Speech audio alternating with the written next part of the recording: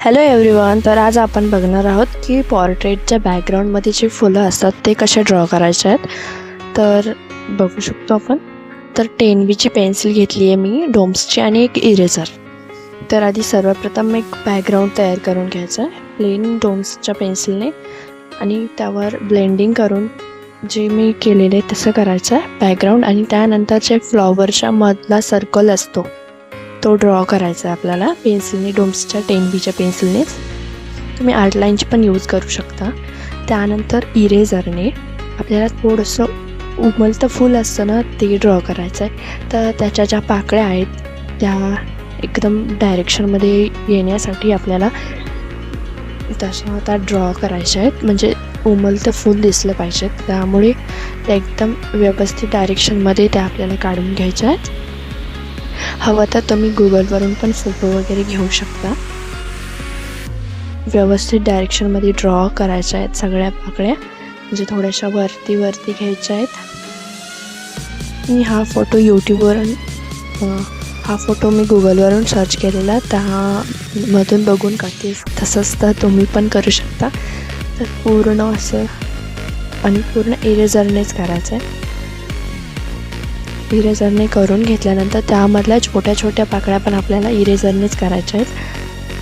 तर म्हणजे मी आधी सांगायचं राहिलं की जे मी बॅकग्राऊंड केलेलं आधी खाली तर ते मी प्लेन ह्याच्यावर मी डोम्सच्या 10B पेन्सिलने आधी एक स्केचिंग वगैरे केलं. तर ते पूर्ण इरेझरचं साफ करून घ्यायचं आपल्याला इरेझरचं. परत 10B पेन्सिलने आपल्याला आतमधला जो सर्कल आहे फुलाच्या आतमधला तो ड्रॉ करायचा आहे.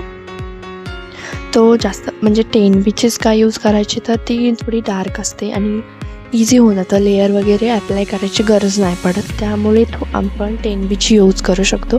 मग कंपनी कोणतीही असेल तरी चालेल. डोम्सची यूज करा तुम्ही, किंवा आर्ट लाईनची यूज करा, किंवा अजून कोणती दुसरी असेल तर.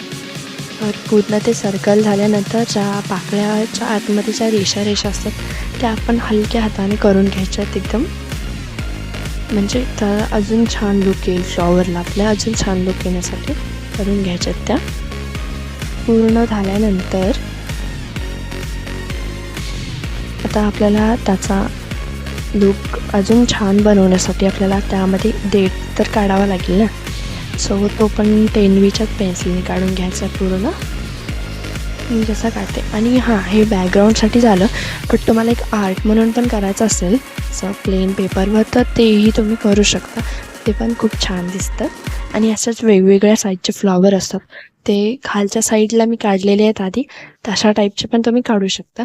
आणि परत अजून रिअलिस्टिक लुक येण्यासाठी पण जो सर्कल केलेला त्यामध्ये इरेझरने थोडं व्हाईट ॲड करून हे बघा पूर्ण पोर्ट्रेटमध्ये फुलं कसे काढलेत ते बघू शकता तुम्ही. आणि या चॅनलवर नवीन असाल तर please like, share and subscribe करायला विसरू नका. Thanks for watching.